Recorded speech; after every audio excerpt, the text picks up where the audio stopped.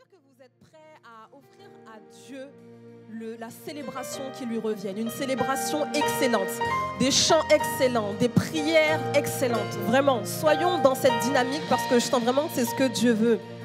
Alléluia. Et ce matin, écoutez, j'aimerais qu'on puisse se considérer ainsi. Pourquoi ? Parce que l'Éternel a tant fait pour nous. Mais je pense qu'au-delà de ce que Dieu fait, il est tout simplement excellent. Alors parce que Dieu est excellent, je veux considérer et croire que nous sommes excellents et appelés à exceller. Amen. Amen, amen. Écoutez, il y a une chose dont le Seigneur m'a parlé cette semaine et j'aimerais vous partager. J'avais trop hâte d'être à dimanche pour vous partager ça. Je pense que, voilà, on a tous nos temps d'épreuves, nos temps de combat, nos temps de, voilà, nos défis du quotidien, nos challenges. Mais je pense que la pire chose qu'on pourrait faire, c'est abandonner le service. Abandonner le service. Quand je parle de service, je ne parle pas uniquement du service à l'église, la louange, l'accueil. Non, je parle du service en général, la mission que Dieu t'a personnellement donnée. Peut-être que voilà... Enfin, je ne dis pas peut-être, mais c'est sûr qu'on est appelé à répandre l'évangile, qu'on est amené à parler de Jésus autour de nous. Alors qu'on ne puisse pas, même dans les temps d'épreuve, abandonner cela. Et on a tendance à même se focaliser sur la personne dans notre entourage qui est malade. Peut-être se focaliser sur la difficulté financière, humaine. Non, cher ami, reste focalisé sur la mission que l'Éternel t'a donnée. Continue de répandre l'évangile autour de toi. Continue de parler de Seigneur. Continue de louer, de chanter ses louanges parce qu'il le mérite. Et on a ce verset en Matthieu chapitre 6 au verset 33 qui nous dit « Cherchez premièrement le royaume de Dieu et toute chose vous sera donnée par-dessus. » Et j'ai remédité là-dessus. Qu'est-ce que veut dire ce passage ? Ce passage nous dit tout simplement que notre travail à nous, c'est de s'occuper du job de l'Éternel. S'occuper de répandre la bonne nouvelle, s'occuper de s'entretenir en fait avec Christ à nos côtés et lui en fait prend soin de nous. Amen.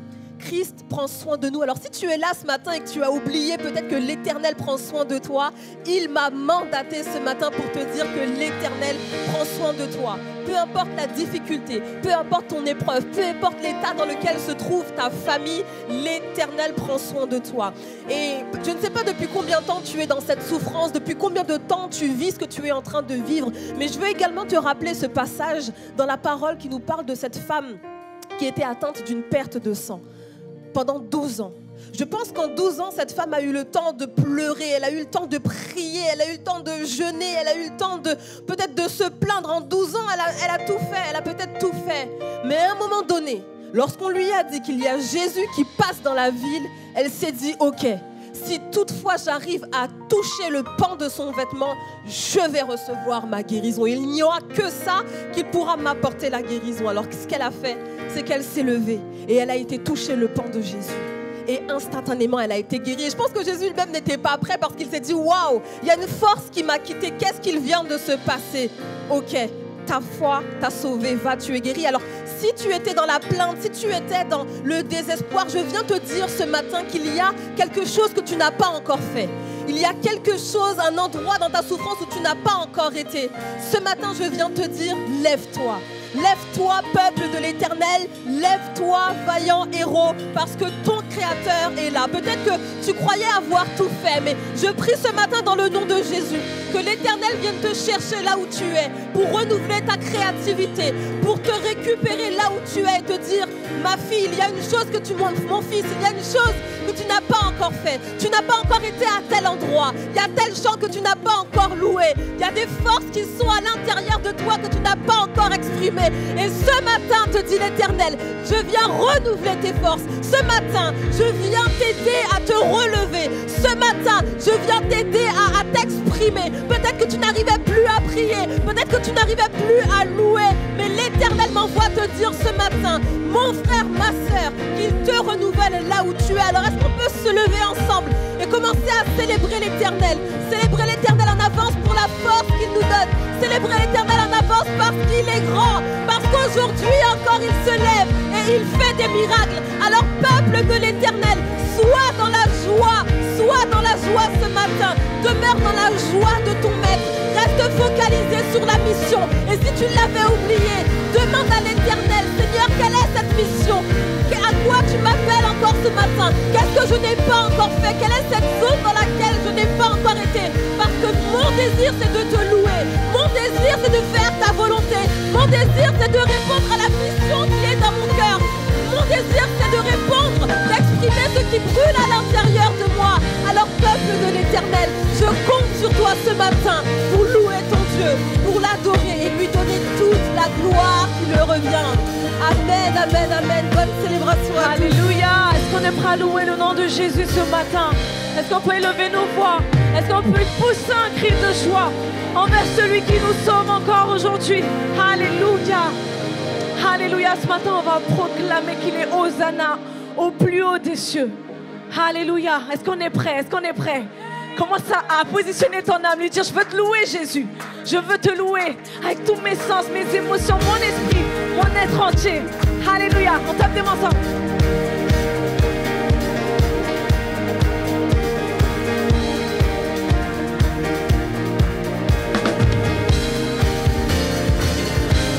On déclare ensemble. Un chant s'élève. Un chant s'élève.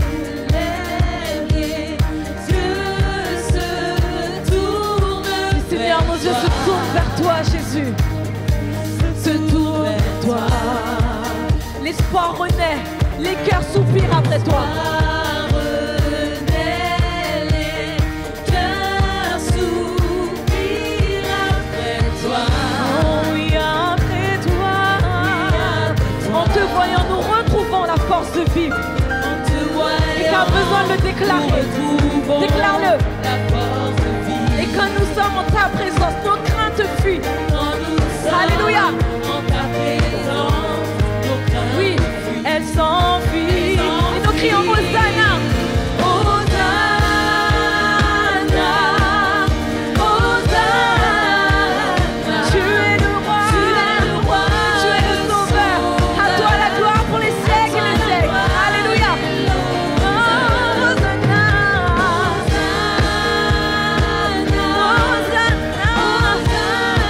Seigneur, nous t'accueillons parmi nous. Tu es le bienvenu.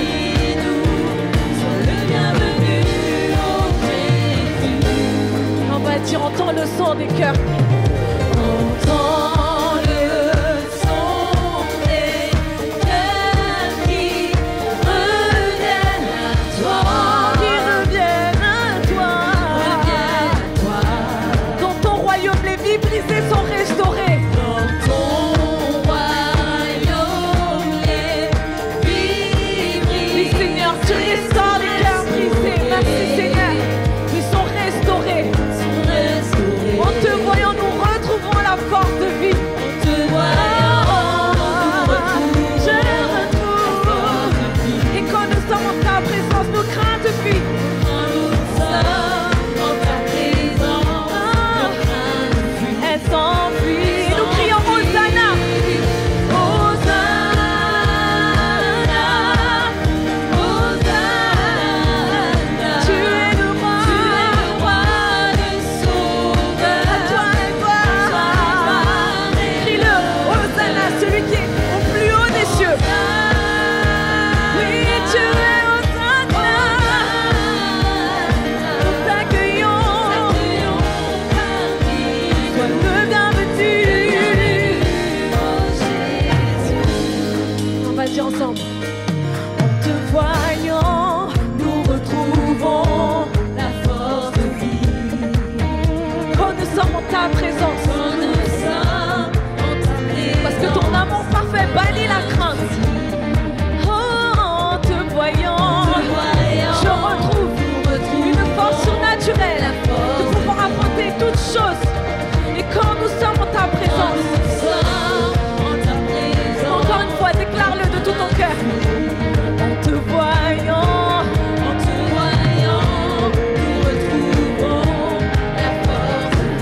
et quand nous sommes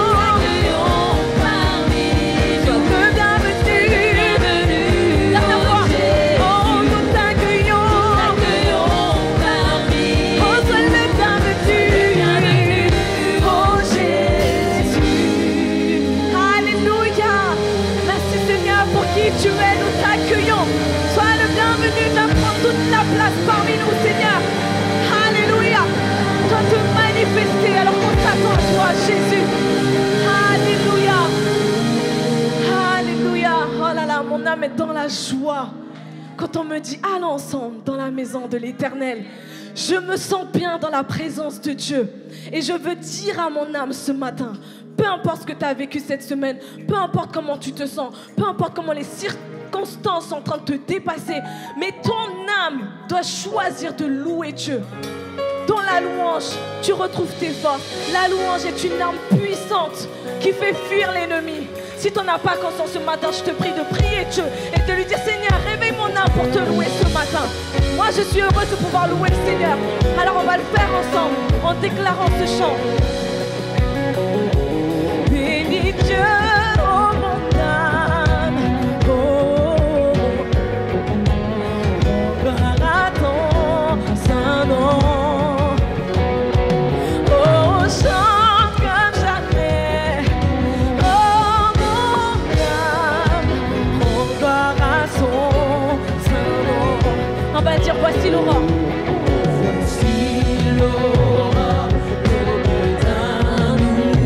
pour toi un chant doit s'élever. Pour toi un chant doit s'élever. Devant ce qui m'attend. Devant ce qui m'attend et ce qui pourrait arriver. Qu'à la fin du jour. Oh, réveille ton âme ce matin, déclare-le. Oh, bénis Dieu, oh mon âme. Oh, gloire à son nom. Gloire à son nom. On chante comme jamais. Oh, chante comme jamais. Oh, mon âme. Gloire à son nom. Crie chante l'élan à la colère. C'est ce que tu es, Jésus. C'est ce que tu es, Jésus. Ton nom est grand et ton cœur. Je ne cesserai de chanter tes louanges. Je ne cesserai de chanter tes bontés. J'ai des milliers de raisons de te louer, Jésus. Bénis Dieu, oh mon âme.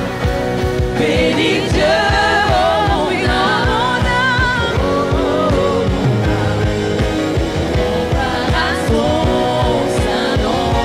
On chante comme jamais, chante comme jamais. Chante comme jamais. Oh mon âme, gloire à son saint nom. Oh mon, un jour viendra. Un jour viendra. Je n'aurai plus de force. Et pourtant mon heure venue, la fin sonnera. Mon heure venue, la fin sonnera. Pourtant mon âme chantera. Malgré tout, tes louanges. Chantera tes louanges. Pendant des années, oui sans fin. Un jour on louera Dieu éternellement. Déclare-le. Bénis Dieu, oh mon âme. Oh gloire à son saint nom. Gloire à son saint nom. Oh chante comme jamais.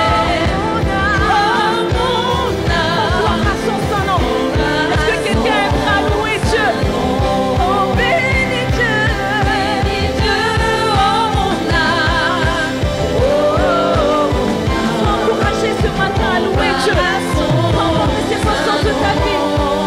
Oh chante comme jamais. Oh gloire à son saint nom. Oh oui, je veux rendre gloire à son saint nom. Oh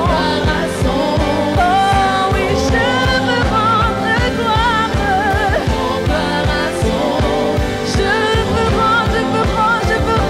Je veux te donner toute la gloire, Jésus. Toute ma louange, toute mon adoration.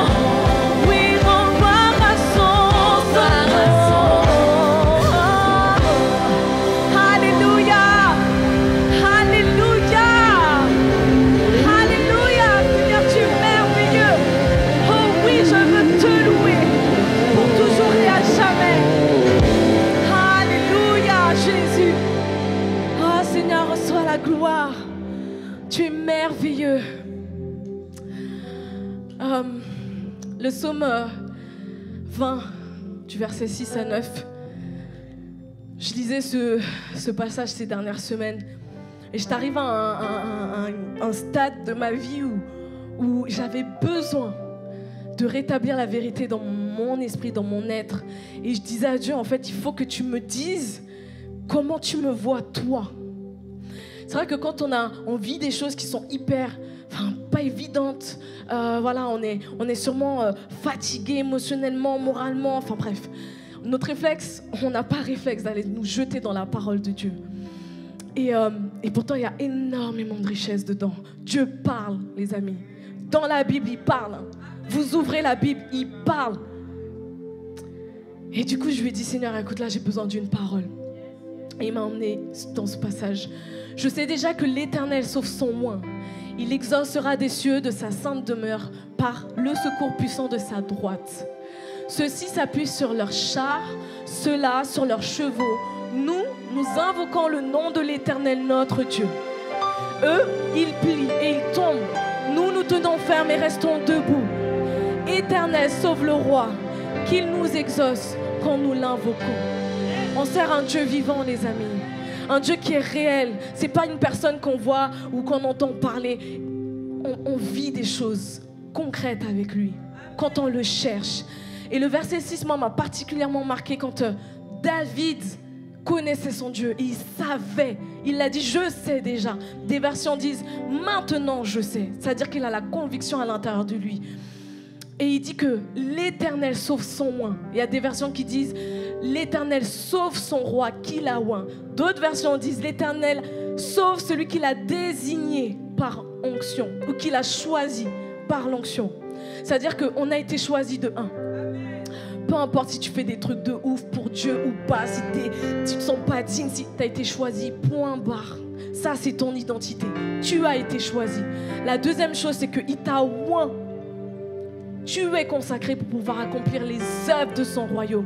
Donc ça veut dire que peut-être il y a des moments donnés, tu te sens limité ou des choses. Lui, il te dit, je t'ai oint. Donc ça veut dire que tes capacités, c'est moi qui te les donne. Il est temps qu'on puisse rétablir la vérité dans notre esprit. Si tu te poses des questions sur qui tu es, lui peut te confirmer qui tu es. Si tu as besoin de te voir comme lui te voit, tu lui dis, Seigneur, j'ai besoin que tu me dises comment tu me vois. Et crois-moi que ça change toute une vie.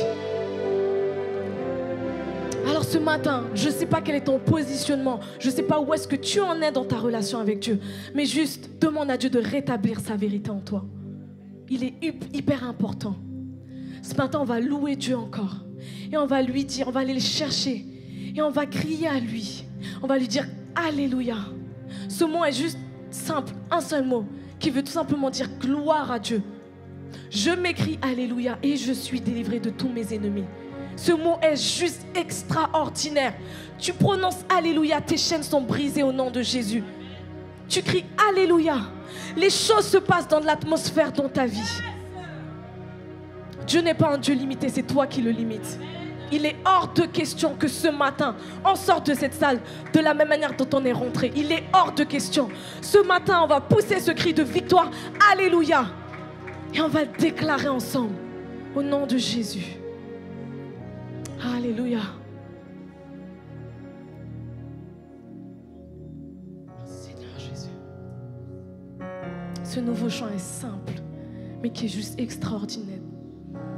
On va le déclarer ensemble.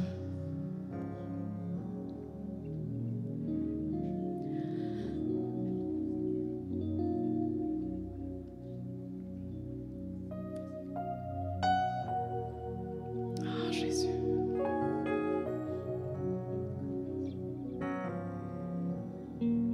Alléluia, Jésus. Dans ta présence, je me tiens. Dans le sein des saints, je viens.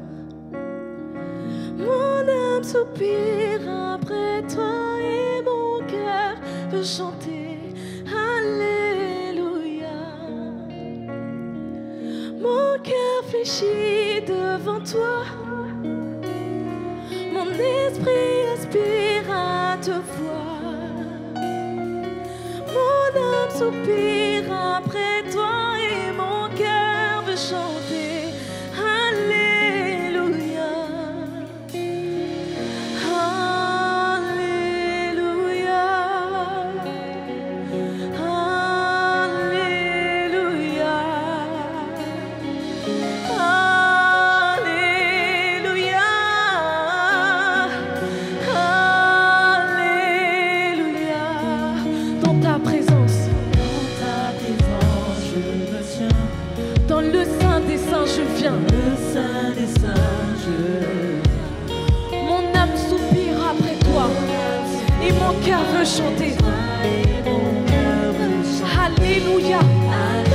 me coûte, même si j'en ai pas envie, je veux crier Alléluia. Mon cœur fléchit devant toi. Mon esprit aspire à te voir. L'esprit aspire à te voir. Mon âme soupire. Mon âme soupire Après toi et mon cœur veut chanter Alléluia. Et nous crions Alléluia. Alléluia. Alléluia. Alléluia.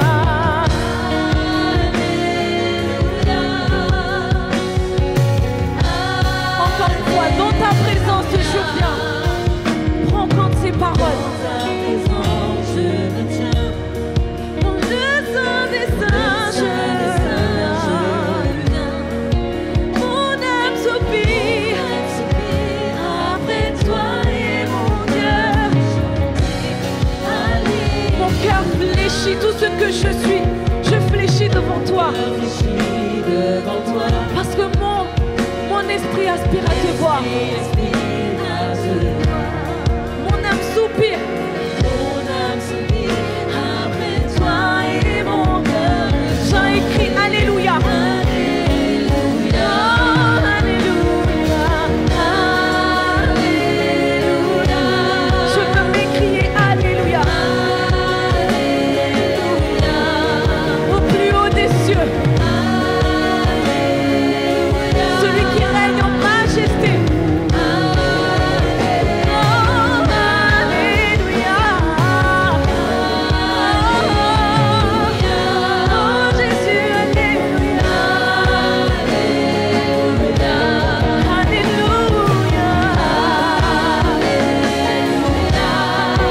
Alléluia.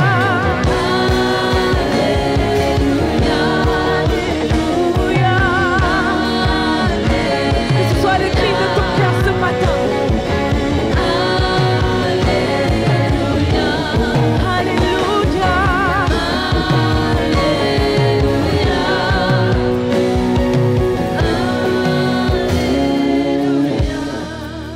Est-ce qu'on peut prendre conscience des paroles?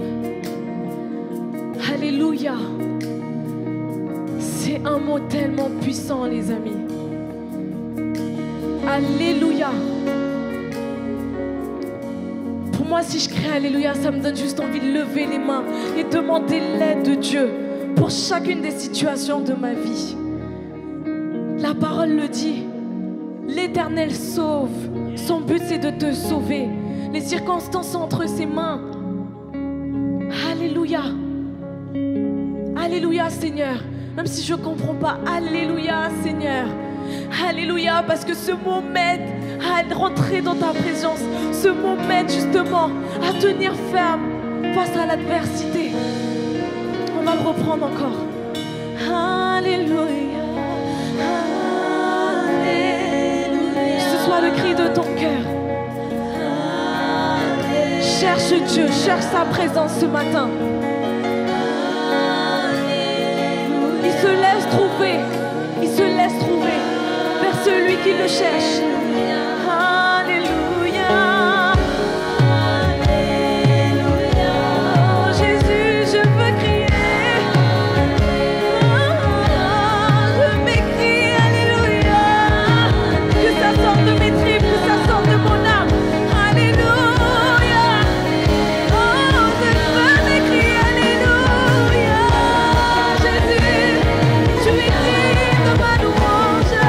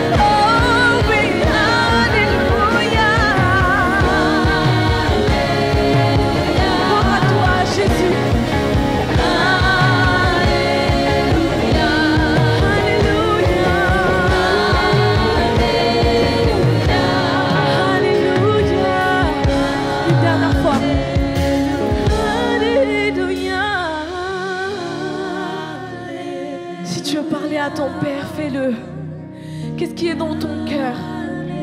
Qu'est-ce que tu veux lui dire ce matin?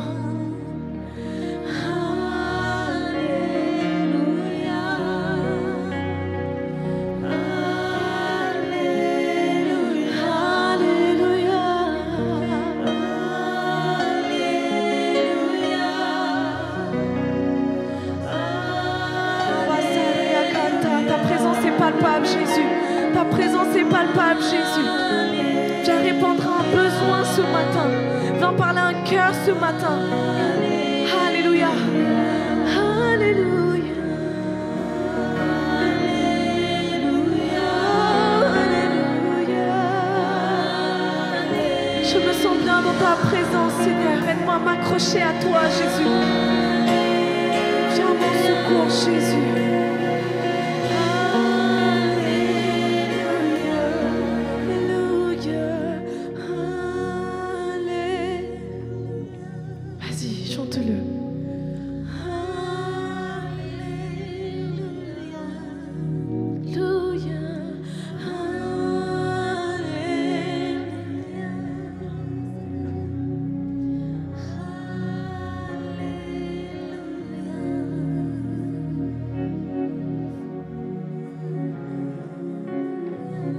Entre toi et Dieu.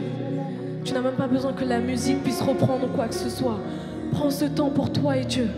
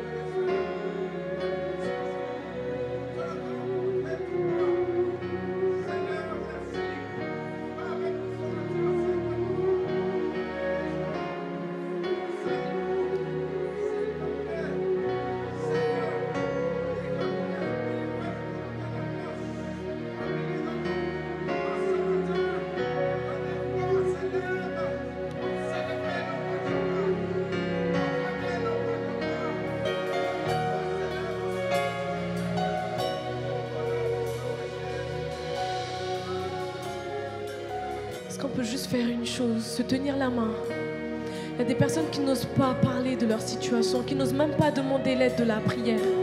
On est en train de déclarer gloire à Dieu. Si ton voisin n'arrive pas à le déclarer, je veux que tu puisses l'aider à le faire. Est-ce qu'on peut élever le nom de Jésus, intercéder et demander à Dieu qu'il puisse s'élever dans la vie de ton voisin? Est-ce qu'on peut le faire ensemble? Est-ce qu'on peut prier ensemble? Est-ce qu'on peut intercéder ensemble? Est-ce qu'on peut y aller ensemble? On est unis d'un seul et même cœur. Est-ce qu'on peut intercéder ensemble? Invoquer le nom de Jésus et lui dire: Seigneur, tu sauves. Sauve mon voisin, sauve ma voisine. Intercède, intercède, intercède. Intercède, intercède. Intercède. Prie pour elle. Saint-Esprit de Dieu, on a besoin de toi. Saint-Esprit de Dieu, ma voisine, mon voisin a besoin de toi. Je veux la porter vers toi alors qu'elle n'a pas de force. Je veux le faire, Seigneur Dieu, parce que c'est ce que tu me demandes de faire.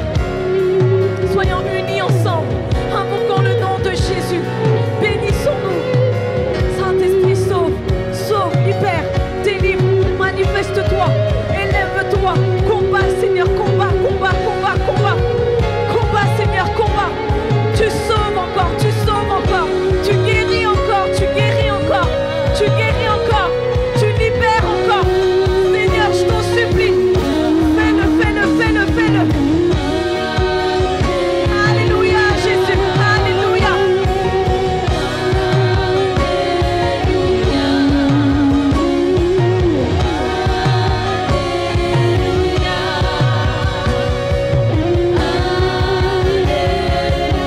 Un vent de liberté, un vent de liberté. Je déclare un vent de liberté. Un vent de force et de courage. Alors que tu prononces ces mots, alléluia.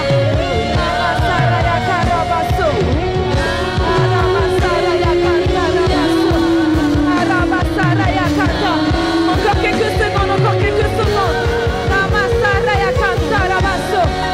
Seigneur, envoie ton feu. Envoie ton feu, Jésus. Alléluia, Jésus. À toi, Jésus. Oh, Seigneur. Alléluia, Jésus. Merci, Seigneur. Les amis, j'ai même pas envie de passer à la suite. Je me sens tellement bien dans la présence de Dieu.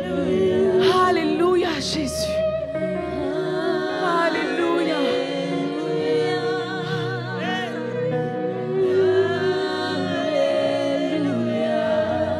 Vois nos cœurs, Jésus, qui soupirent après toi, Jésus.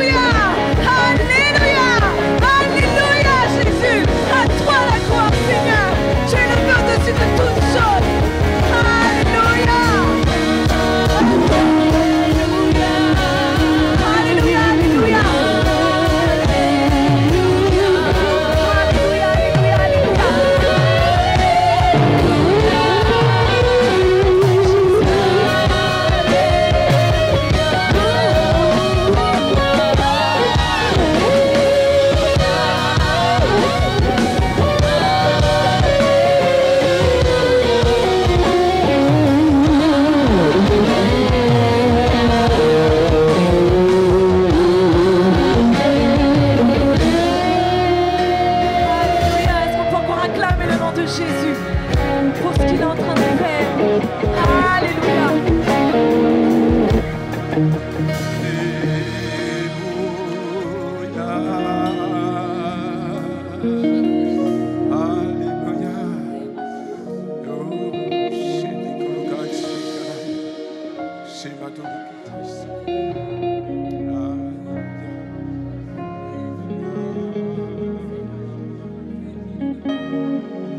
J'ai reçu de dire à quelqu'un aujourd'hui que il n'y a rien de trop difficile pour Dieu.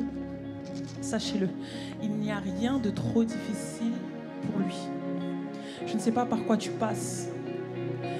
Moi, je suis passée par des déserts et je suis encore dans ce désert-là. Mais sache que le Alléluia que tu as chanté aujourd'hui, il n'a pas été envoyé en vain. Il l'a entendu. Sois béni.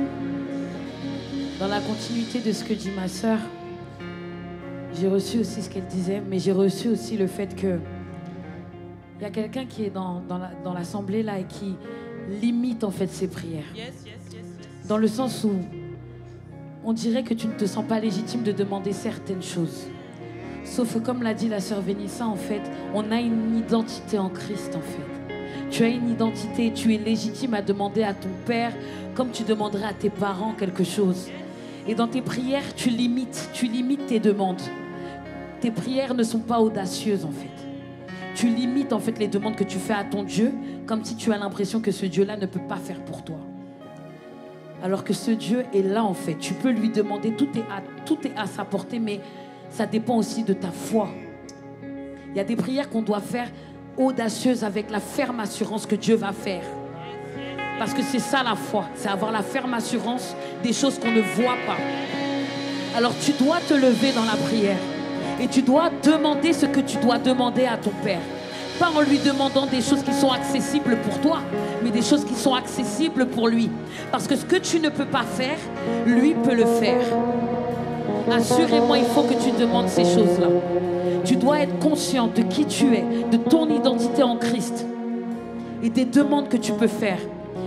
Parce que là où ta main, toi, est limitée, Dieu a la main qui est étendue bien plus loin. Il peut atteindre des choses que toi, tu n'as pas accès. Arrête de limiter ton Dieu. Arrête de faire des prières de pauvres. Demande ce que tu dois demander avec ferme assurance que, assurément, le Seigneur va le faire en fait. Il va le faire parce que mon Dieu est au-dessus de mes circonstances. Il va le faire parce que mon Dieu est au-dessus de tout. Parce que mon Dieu, c'est le Dieu de l'impossible. Parce que mon Dieu l'a déjà fait hier. Parce qu'il peut continuer de le faire encore. Il l'a fait hier. Il va continuer de le faire aujourd'hui. Assurément, je ne limite pas mon Dieu. Parce que mon Dieu est capable de l'impossible.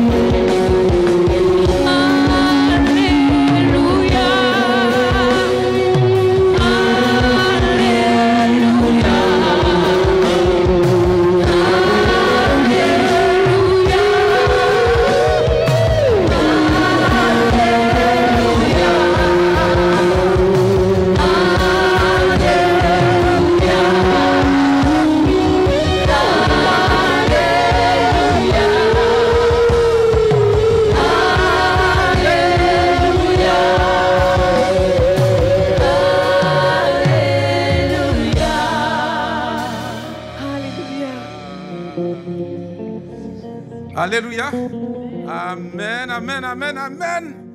Et amen. Waouh. Merci Seigneur. Merci pour ce temps de louange, ce temps d'adoration. Vous pouvez prendre place. Hein? Voilà, vous pouvez vous asseoir. Ce temps magnifique, merveilleux. Ah, qu'il est bon d'être dans la présence de Dieu. Alléluia. Ce matin, nous allons voir un sujet très particulier. J'aimerais vous l'introduire. Oui, nous faisons partie de la famille de Dieu, les héritiers du Père. Nous partageons nos biens, nos joies et nos fardeaux. Nous sommes sœurs et frères.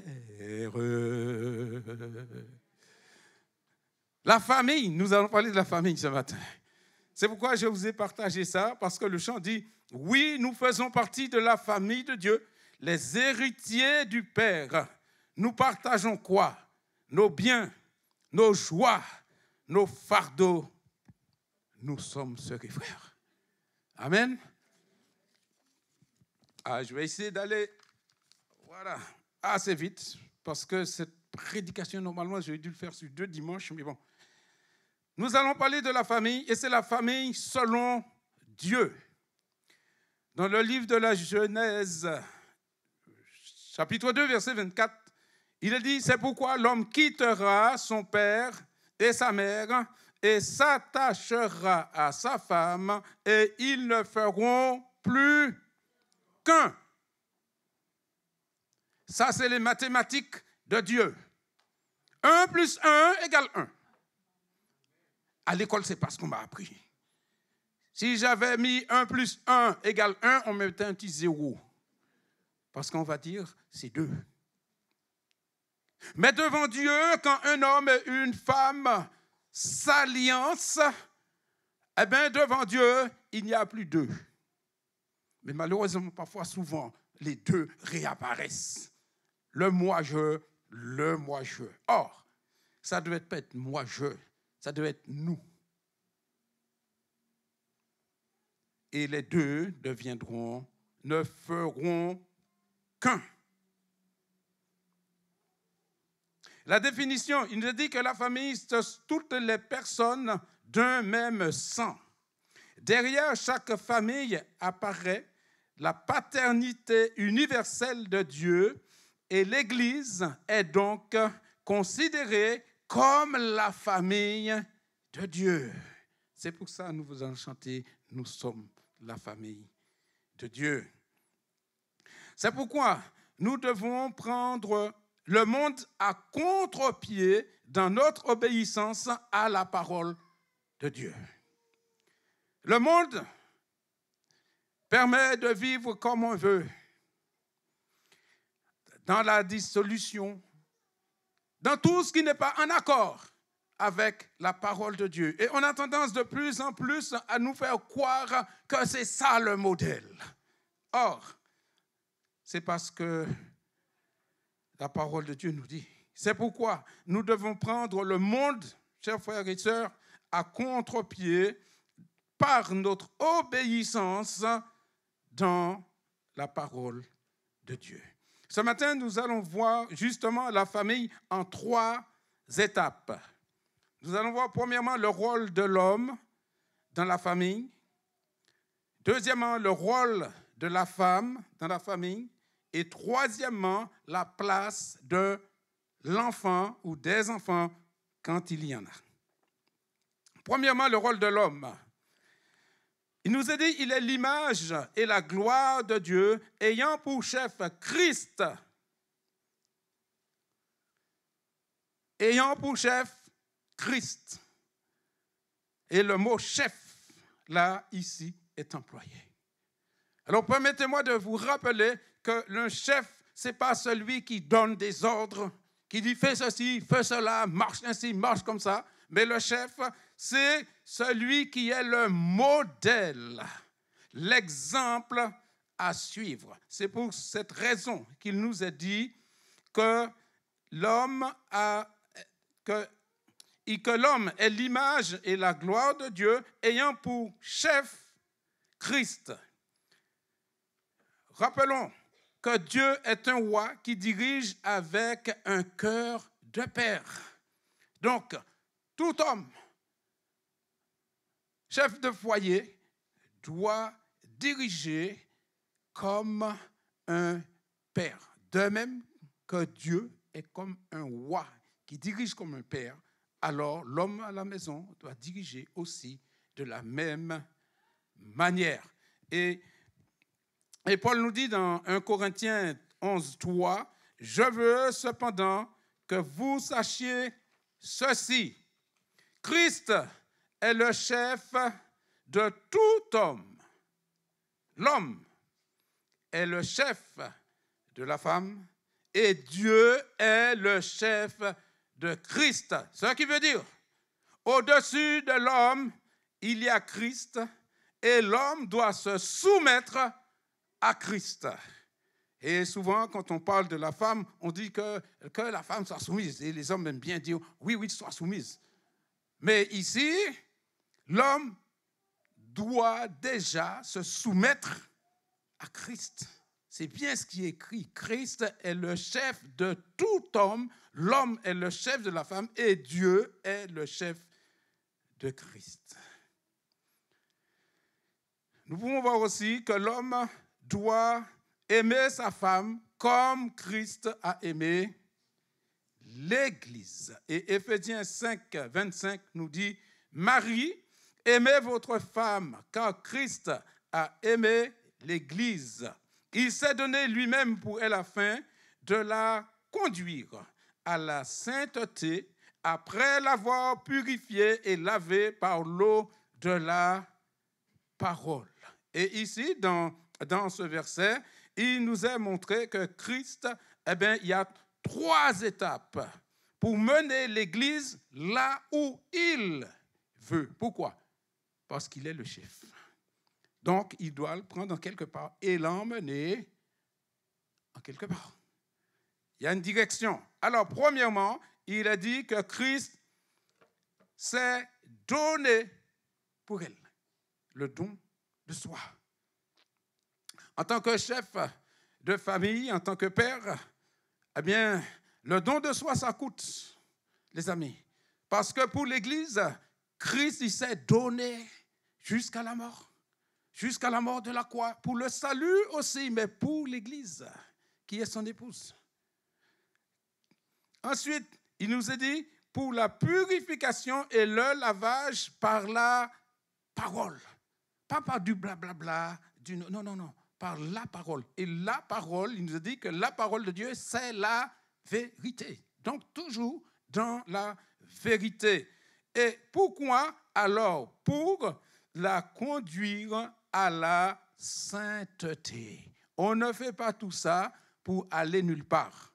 C'est pour conduire à la sainteté, pour conduire l'Église dans la sainteté. Que fait l'homme? Que doit-il faire?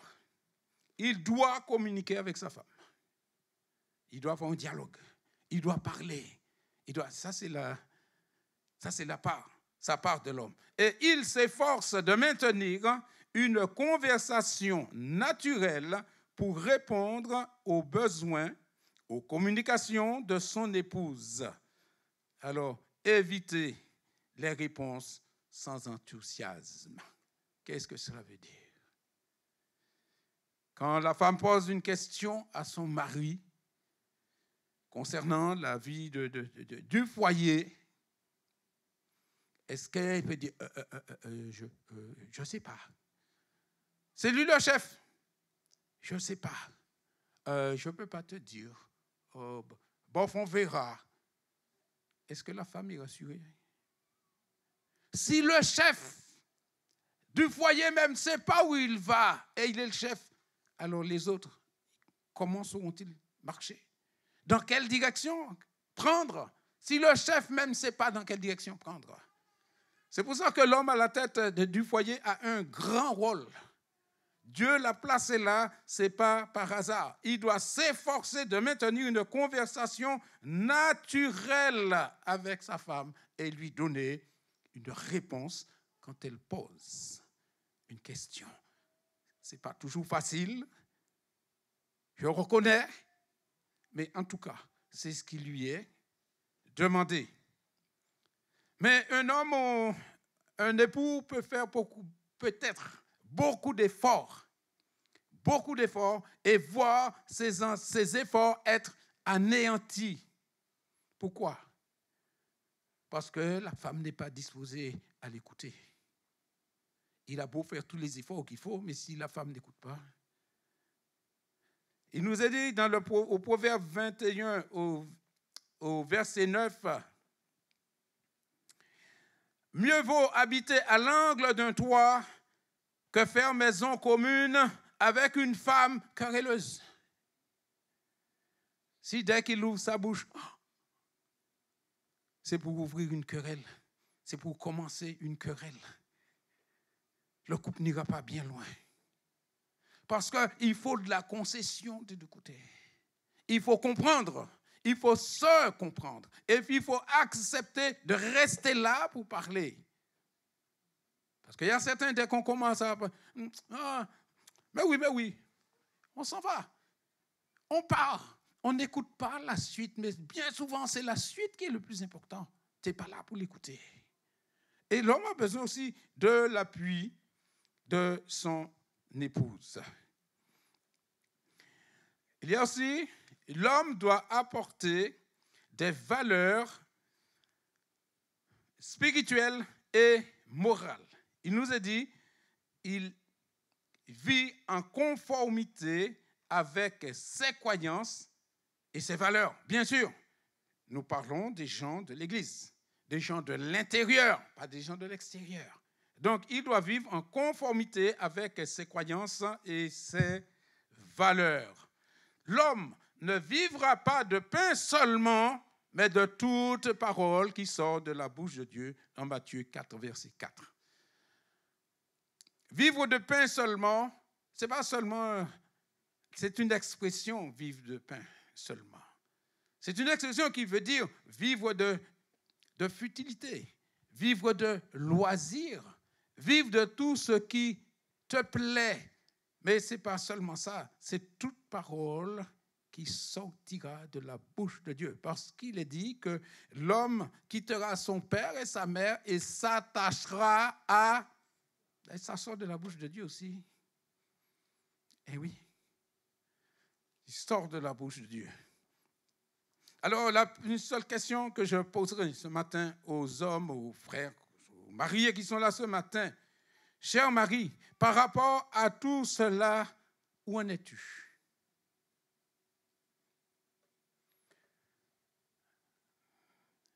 Et je pose la question aussi à tous ceux, peut-être les hommes, les jeunes qui sont là, qui ne sont pas encore mariés et qui aimeraient fonder un foyer.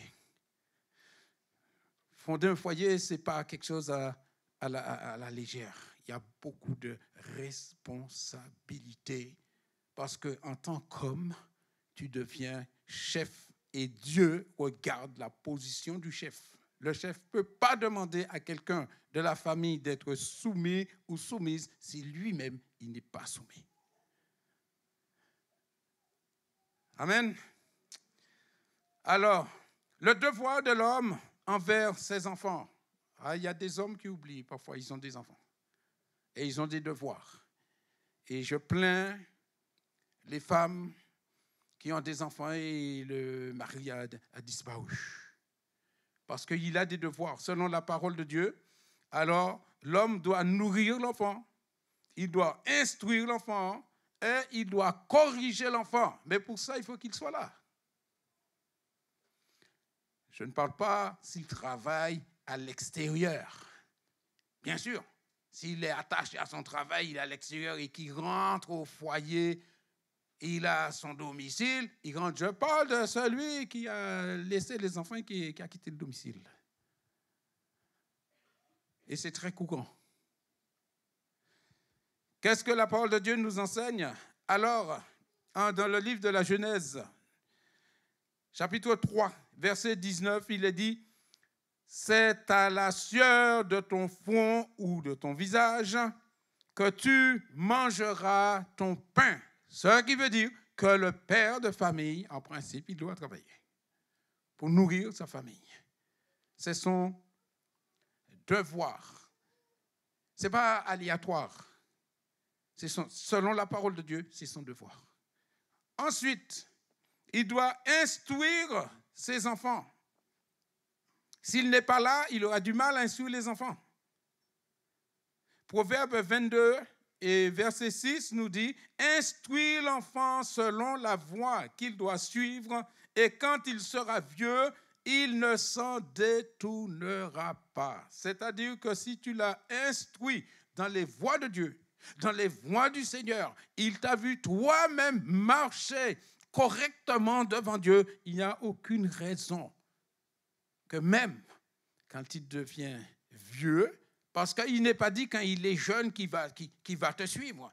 Mais l'enseignement qu'il a reçu, l'instruction qu'il a reçue de toi en tant que modèle, eh bien, il se souviendra.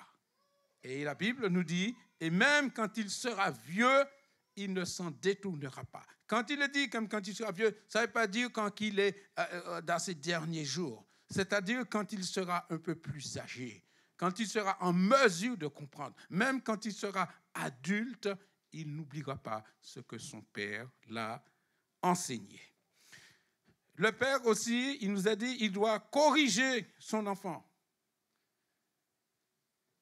Je tiens à préciser que corriger, il ne faut pas confondre corriger et maltraiter. Parce que des gens, sous prétexte de corriger un enfant, l'enfant est maltraité. Pour un oui, pour un non, l'enfant prend des coups. Ou il est puni. Il est enfermé pour un oui, pour un non. C'est pas ce qu'il nous est enseigné. Il nous a dit que en Proverbe 13, 24, celui qui aime son fils, il cherche à le corriger. Hein? Parce qu'il y a des enfants qui n'ont... Les parents, enfin le père, il ne corrige pas l'enfant. L'enfant, il court partout, il va partout, il fait n'importe quoi. On dirait que le père n'a plus d'autorité. Il n'a pas d'autorité sur l'enfant. C'est son rôle. Excusez-moi, mais c'est son job de le faire. N'épargne pas. Proverbe 23, 13 et 14 dit, n'épargne pas la correction à l'enfant. Si tu le frappes de la verge, il ne mourra point. En le frappant de la verge, tu délivres son âme du séjour des morts. Et remarquez bien, il est dit ici, si tu le frappes de la verge. Ce qui veut dire qu'entre l'enfant et ta main, il y a quelque chose entre les deux. Parce que la même main qui caresse l'enfant, ce n'est pas la même main qu'il frappe. C'est pour ça, il est dit si tu le frappes de la verge, c'est-à-dire entre l'enfant et la main qui caresse, il y a un objet entre les deux. Mais malheureusement, la baffe part tellement vite. Et puis après, tu dis, viens, papa. Comment tu veux qu'il vienne me prendre un câlin? Mais comment tu veux? C'est pour ça, parfois, on dit, mais oui, il faut corriger l'enfant, il faut corriger l'enfant. Corriger, c'est pas maltraiter un enfant. C'est pas maltraiter. Je prends par exemple un exemple. La correction pour l'enfant, on corrige l'enfant quand il y a désobéissance. Mais s'il n'y a pas de désobéissance, il faut enseigner l'enfant. Je vous prends un exemple. Parfois, un enfant, par maladresse, a cassé un verre. Mais il y a des parents, ils corrigent l'enfant. Ils frappent l'enfant. Toi, adulte, tu n'as jamais cassé un verre. Tu n'as jamais cassé une assiette. Est-ce que tu t'es puni quand tu as cassé l'assiette? Est-ce que tu t'es donné 2 gifles quand tu as cassé le verre? Là, il n'y a pas de désobéissance. C'est par maladresse. Un adulte, ça n'arrive pas à un adulte de casser un verre, de casser une assiette. Est-ce que c'est de la désobéissance? À moins que, plus d'une fois, tu lui as dit, ne joue pas avec le verre, ne joue pas avec l'assiette, ce n'est pas un jouet. Si tu lui as dit ça X fois et puis il le casse, là, il a désobéi. À ce moment-là, tu peux le corriger. Mais pas avant. Pas avant. Gardons les choses telles qu'elles sont. Ne confondons pas, s'il vous plaît, maltraitance et correction. Il y a eu trop d'abus. Trop d'abus. Parce que l'enfant, c'est celui à qui on a accès. L'enfant, c'est le plus faible. Et on s'en prend à l'enfant. Oh, l'enfant doit être cajolé. Il doit être aimé. Enfin, on verra ça tout à l'heure. Nous ne sommes pas encore arrivés là.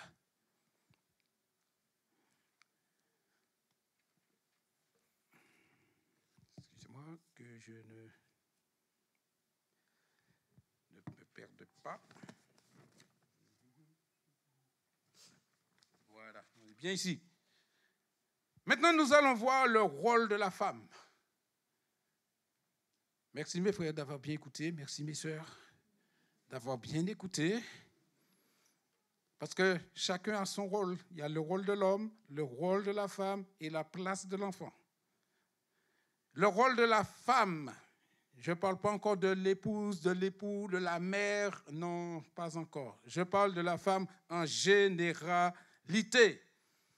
Alors, la femme a été créée à cause de l'homme. Genèse 2, verset 18 nous dit « Il n'est pas bon que l'homme soit seul, je lui ferai une aide semblable à lui. » Ce qui veut dire une aide qui sera son égal. Et quand on lit le récit où Dieu va créer la femme, alors il nous a dit que Dieu a pris une côte. Et j'aime bien cette précision. Dieu n'a pas pris un os du petit orteil. Il n'a pas pris un os dans la tête. Parce que l'homme pourrait dire, s'il a pris un os du petit orteil, je peux piétiner la femme. Parce qu'il a pris le plus bas possible, donc elle n'a pas de valeur. S'il a pris un os de la tête, ça veut dire que la femme pourrait dominer l'homme. Parce qu'il a pris plus haut. Il a pris dans la tête. Mais Dieu a pris une côte au niveau du cœur de l'homme. Et il a pris la côte, disons, à la moitié de l'homme. C'est pour qu'elle soit son égale. Trop d'endroits, trop de pays où la femme est piétinée. Dans l'enseignement de la parole de Dieu, ce n'est pas ce qui nous est enseigné. Je lui ferai une aide. Pas une esclave, pas une aide servante, mais une aide à son égal.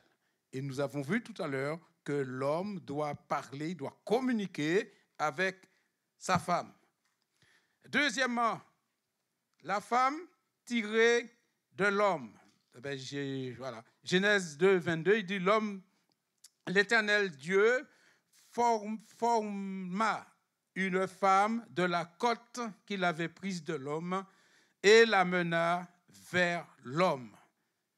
C'est son égal devant Dieu. Alors je continue. Et la femme, troisièmement, c'est la gloire de l'homme. 1 Corinthiens 11, 7 nous dit, l'homme est l'image et la gloire de Dieu, tandis que la femme est la gloire de l'homme. Mais oui, mesdames, vous êtes notre gloire.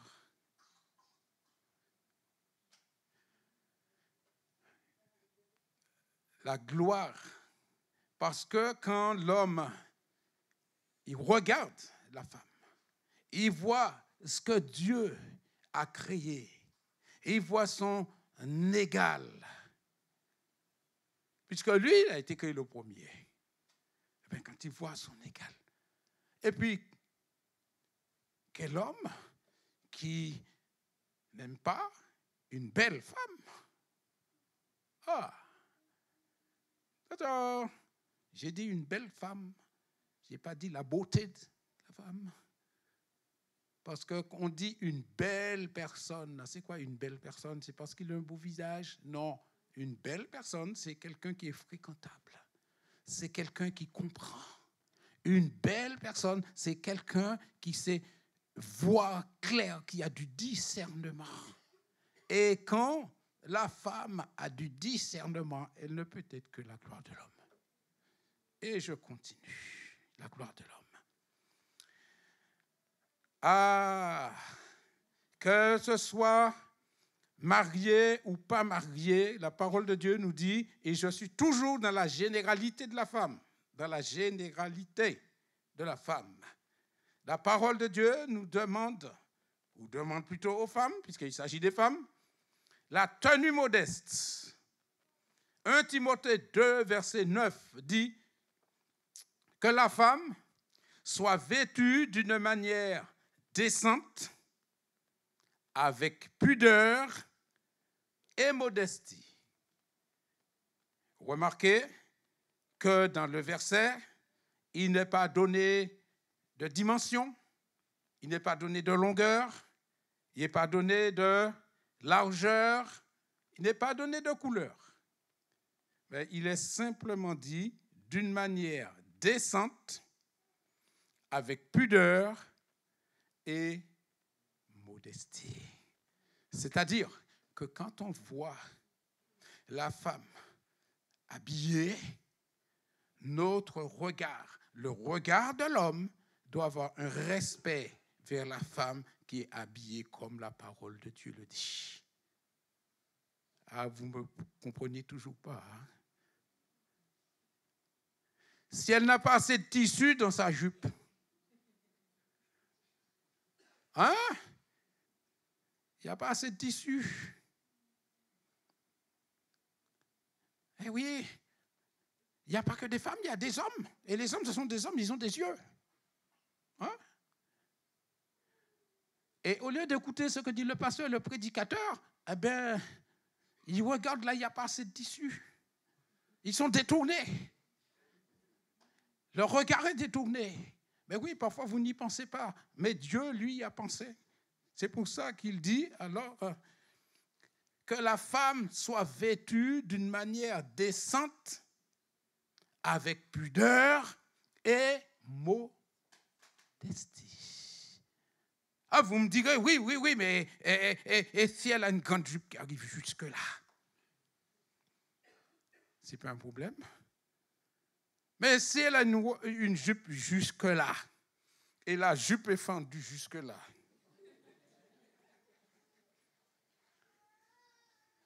vous me saisissez? Eh oui, comment elle fait pour s'asseoir alors? Il y a des hommes, il y a des jeunes frères dans la salle.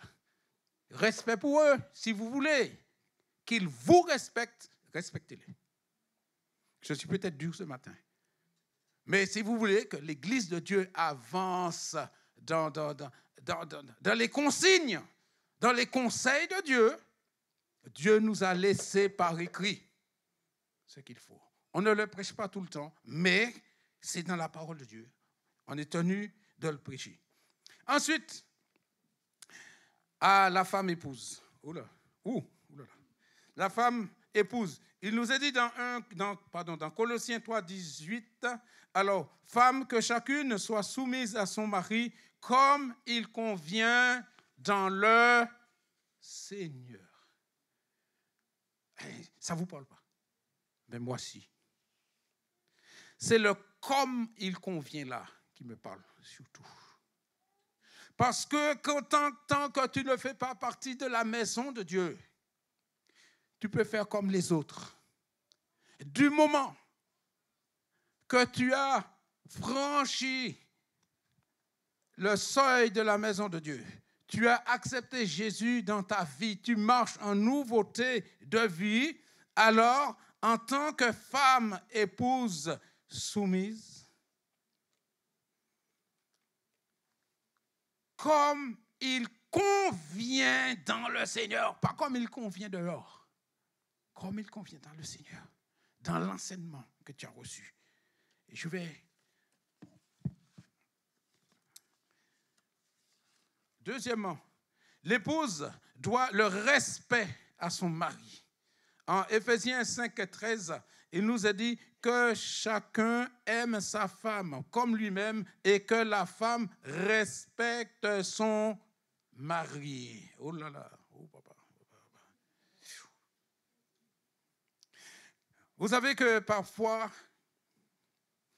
il y a des choses, si ça ne s'est pas trop bien passé au travail, il y a des mots que l'on ne dit pas à son collègue de travail, même quand on est fâché, parce que c'est son collègue de travail, on retient quand même sa bouche.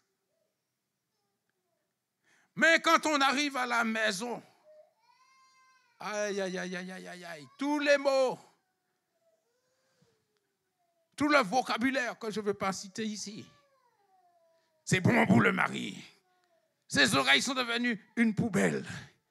Il peut entendre n'importe quoi. Ses oreilles sont devenues une poubelle. Mais permettez-moi de vous dire que maintenant, même les poubelles, il y a le tri. Il y a le verre, il y a les aliments, et il y a pour le carton, même les poubelles, c'est trié. Alors ton vocabulaire, quand tu parles à ton mari, doit être trié. Ah oui, tu ne peux pas te permettre de dire n'importe quoi. Et vice-versa. Le mari ne peut pas se permettre de dire n'importe quoi à sa femme. Parce que peut-être pour toi, ce n'est pas grand-chose. Mais ce petit pas grand-chose, c'est peut-être ce qu'il ou elle a essayé toute sa vie de faire le mieux pour que cette petite chose-là reste intacte. Et toi, tu viens, ce tout petit truc-là, tu le brises. Et ça fait des conflits. Nous continuons. Sans oublier Sarah qui appelait son mari, son Seigneur Abraham. Oui, c'est vrai, il appelait son Seigneur Abraham. Mais Abraham avait un style de vie qui permettait à Sarah de l'appeler Seigneur. Mais si tu n'as pas ce style de vie, ne demande pas à ta femme de t'appeler Seigneur. Si tu t'appelles Bernard, tu vas dire Seigneur Bernard, mais si Bernard ne peut pas avoir le titre de Seigneur s'il n'obéit pas à la parole de Dieu, s'il ne marche pas selon le conseil de Dieu, tu n'as pas droit à ce titre. Abraham, oui, parce qu'Abraham est un homme qui a marché avec foi. Et sa femme, ce n'est pas lui qui a dit à sa femme de l'appeler Seigneur. Attention. Sa femme a trouvé que, Sarah a trouvé que Abraham était digne d'être appelé Seigneur. Ah oui, ne te fais pas appeler Seigneur si tu n'as pas ce titre. Si tu ne vis pas, ne te fais pas appeler Seigneur. On t'appelle ton prénom, c'est bon. Eh oui. Le devoir des femmes âgées. Dans Tite 2, verset 3, il est dit, elles doivent donner de bonnes instructions aux jeunes femmes. Et les jeunes femmes ont besoin d'elles comme modèles. Ah, ça c'est important, parce que nos sœurs aînées, oui, je peux faire ce terme, nos sœurs aînées ont un devoir auprès des jeunes femmes. Parce que si ta jupe est trop courte, une sœur aînée a le droit de venir te voir et te dire, ma sœur, la prochaine fois, trouve une jupe un petit peu plus longue. Tout simplement. Ce n'est pas moi qui dis, même si je le vois, ce n'est pas à moi de le dire, c'est le devoir des sœurs. Et les sœurs aînées ont ce devoir. Donc, si elles viennent vous voir, ne dites pas, non, la parole de Dieu leur donne le droit. Eh oui. Bon, allez, on va aller un peu plus loin. La femme mère. Oula. La femme mère, je vais essayer d'aller plus vite. Les enfants, pour la femme mère, il est dit, les enfants, un don de Dieu. Psaume 127, verset 3, l'héritage que l'Éternel donne sont des fils. Les enfants sont une récompense. Et les Écritures enseignent que la maternité est un des grands plans de Dieu pour l'épanouissement de la femme. C'est-à-dire avoir des enfants. Vous savez, dans le livre de la Genèse au chapitre 30, nous avons Rachel, la femme de Jacob, celle que Jacob aimait et qui n'arrivait pas à avoir d'enfants. Et un jour, elle voit que Ruben, le fils de Léa, c'est-à-dire la grande sœur de Rachel, a des mandragores. Alors, Rachel va dire à Léa, donne-moi les mandragores de ton fils. Et en échange, au lieu que Jacob vienne chez moi ce soir, Jacob ira chez toi, Léa, ce soir. C'est-à-dire, nous inversons nos moments d'intimité avec notre mari, puisqu'à l'époque, il pouvait avoir plusieurs épouses. Et quand Jacob va arriver, il va s'approcher des maisons. Léa va l'attendre et il va dire, « Hey, Jacob, ce soir, ce n'est pas chez Rachel, hein. Ce soir, c'est chez moi. C'est chez moi, parce que j'ai échangé notre soirée contre des mandragores. » Alors, vous allez dire, oui, mais pourquoi? Il faut savoir que le mandragore, c'est une plante ayant des vertus magiques, des vertus aphrodisiaques. Et pour ceux qui ne savent pas, vertus aphrodisiaques, ça veut dire qui stimule les désirs sexuels. Hey. Ah oui, donc Rachel s'est préparée, n'est-ce pas? Elle a dû préparer une bonne tisane de mandragore. Elle a dû dire, il faut que Jacob, ils sont en forme. Là. Je l'ai laissé hier soir, mais ce soir, il faut qu'ils soient en forme. Alors, j'ai fait une bonne tisane pour lui, pour moi, et puis, ce soir, c'est nous.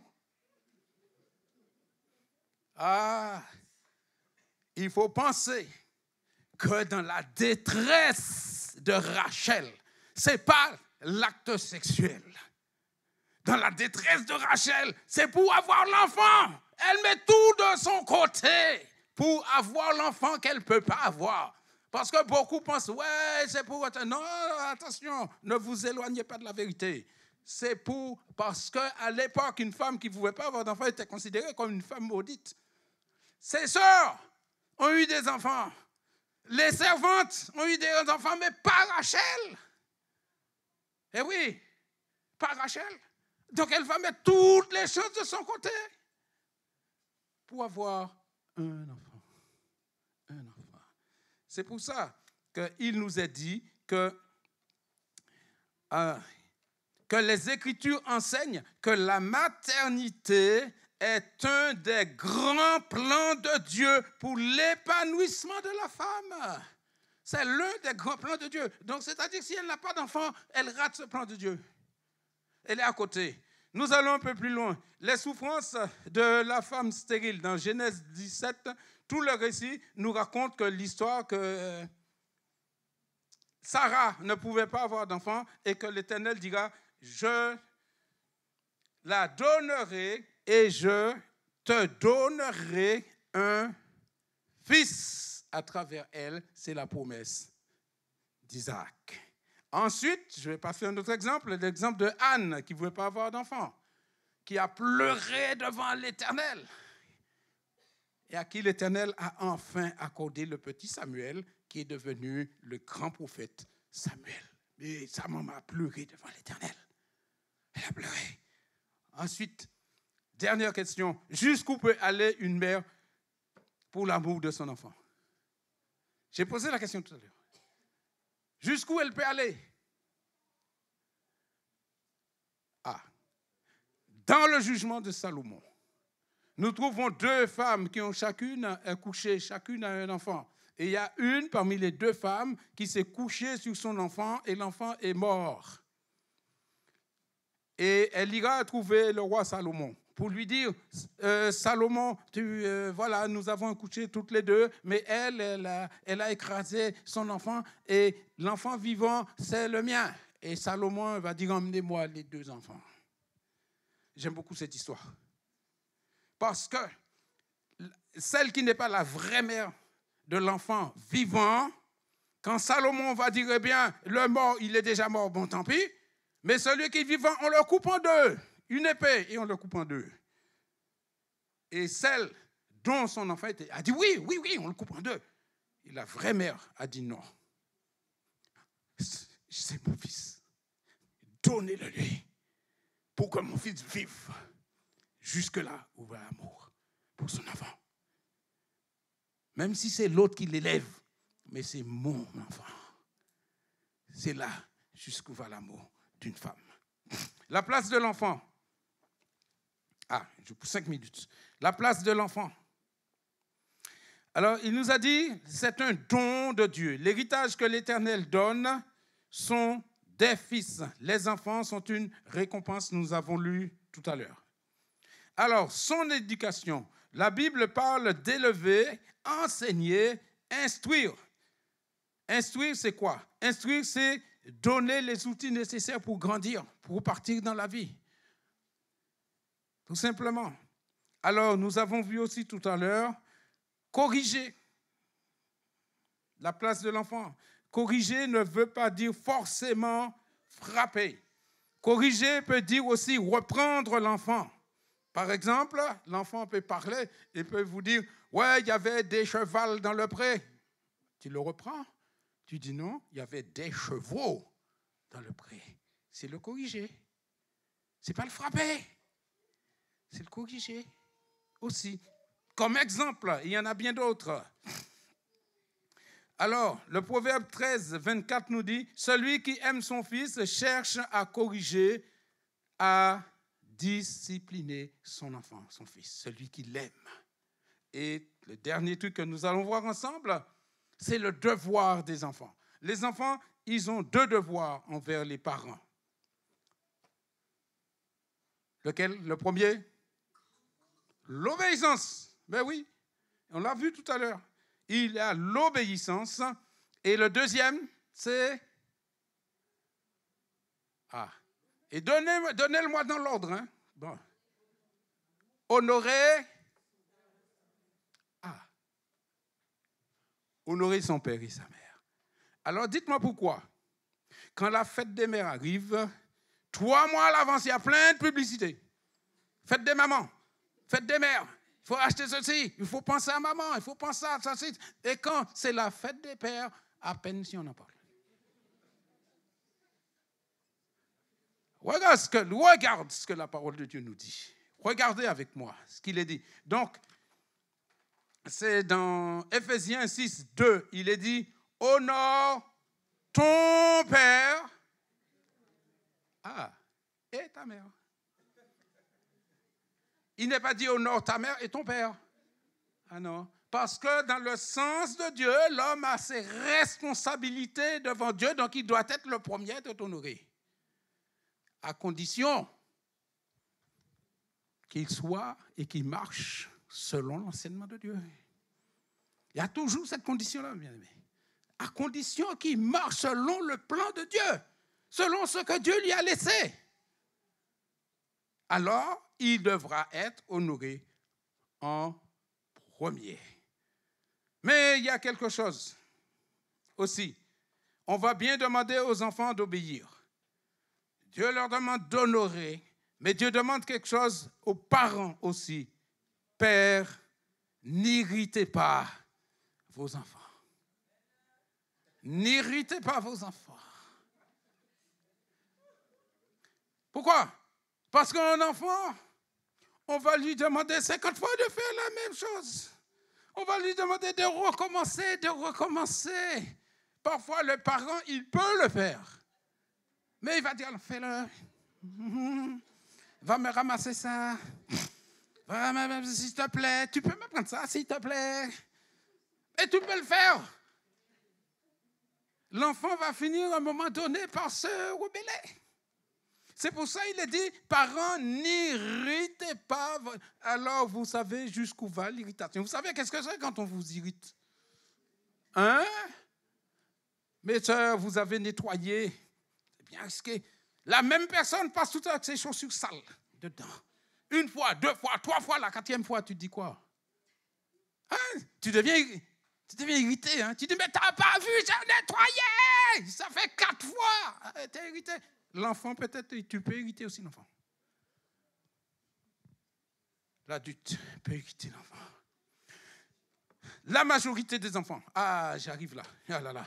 La majorité des enfants. Vous savez qu'il y a des parents, ils ne voient pas arriver la majorité de leurs enfants.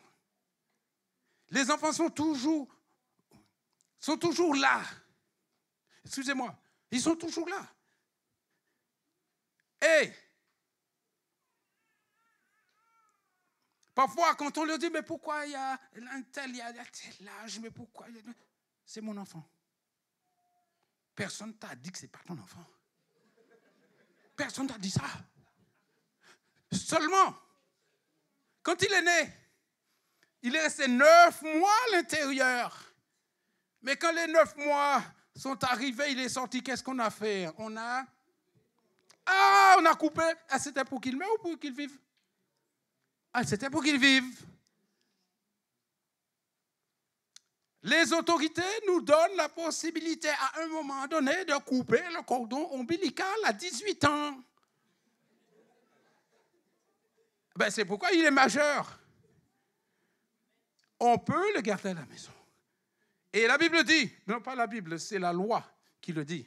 Tant qu'il fait des études, on a le droit, c'est notre devoir, de l'entretenir tant qu'il fait des études supérieures.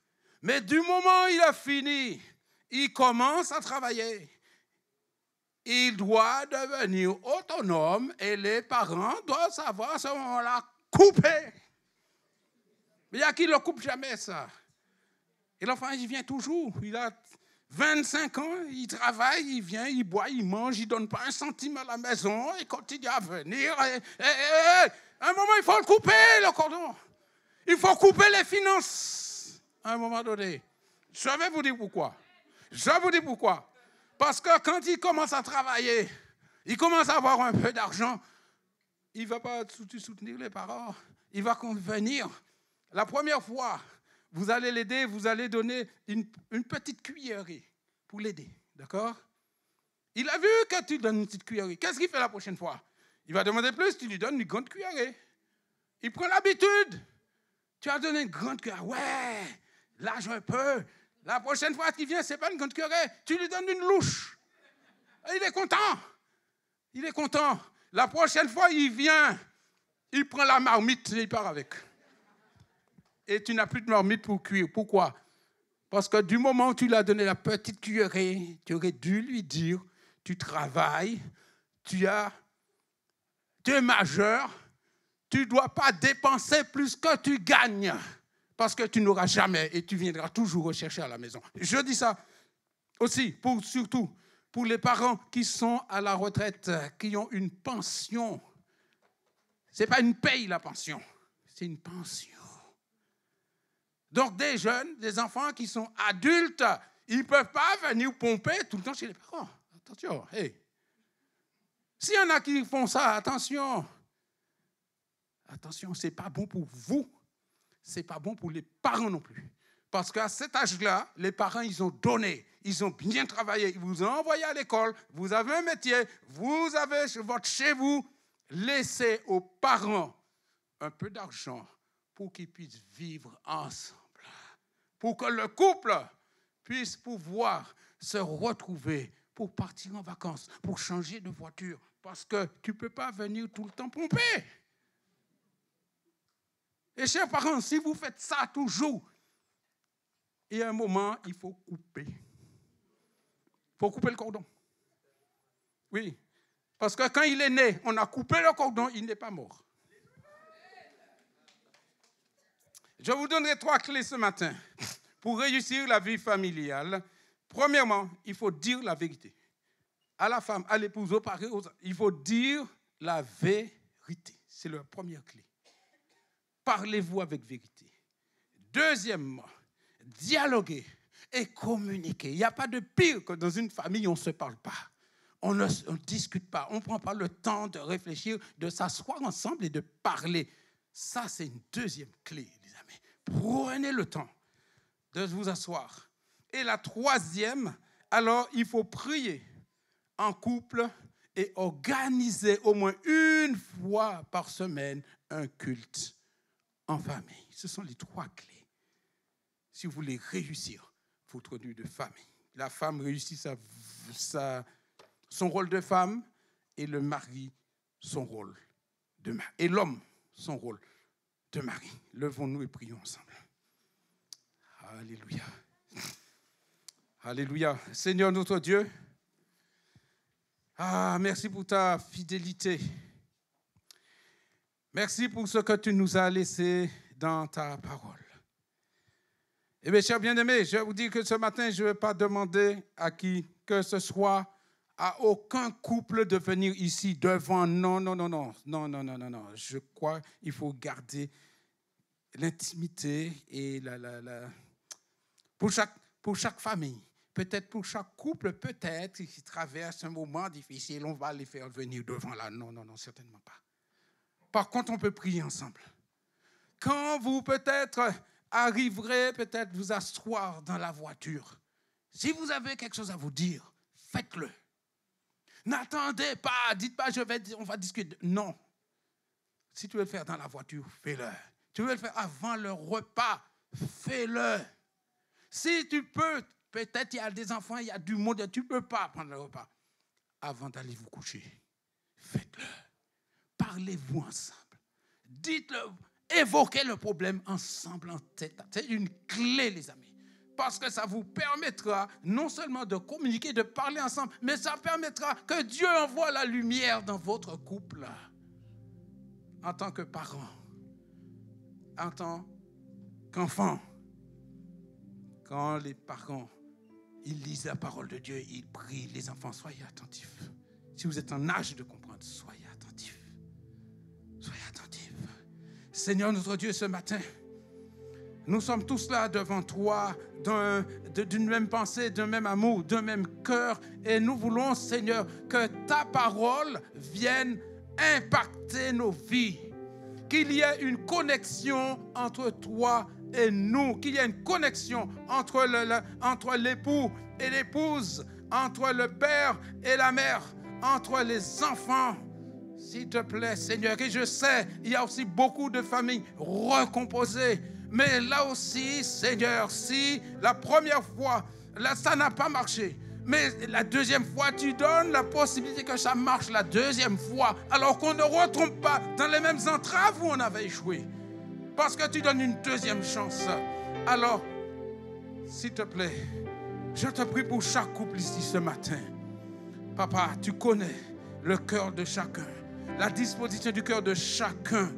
Alors ce matin, oui, Seigneur, que ton esprit visite chaque femme, chaque épouse, chaque mari, chaque enfant, afin que la famille soit unie et que tu vois une famille qui marche en nouveauté de vie devant toi, afin que toutes les bénédictions que tu as en réserve puissent descendre sur ces familles. Que toute la gloire te revienne, Père, dans le beau nom de Jésus. Amen. Amen. Amen. Merci Roger, merci. Parce que tu nous rappelles à quel point nous avons cette grâce d'avoir des familles qui sont bénies. Et peu importe, ça rejoint ce que je disais au départ, peu importe en fait ce qu'on peut traverser dans nos familles ou autres, nous sommes bénis en Christ. Alléluia. Évidence Home, merci d'avoir été avec nous pour cette célébration.